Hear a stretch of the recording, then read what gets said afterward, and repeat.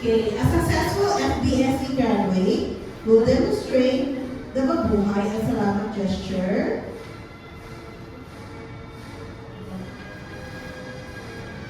exemplify and embody the 7 M's,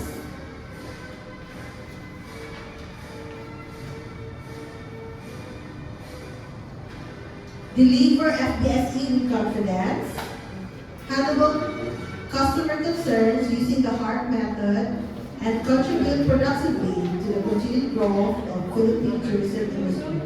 Certificate down, on the side, on your left hand. Certificate on your left hand, then raise your right hand, then repeat after me. Oath of commitment. Oath of commitment. Ako si, please state your name. Filipino. Na kinikilala. Bilang. Isa. Sa.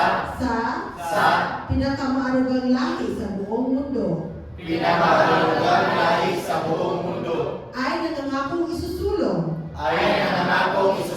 Ang Filipino brand of service excellence. Sa larangan ng turismo sa Pilipinas. Patubayan nawa kami ng Diyos. Congratulations!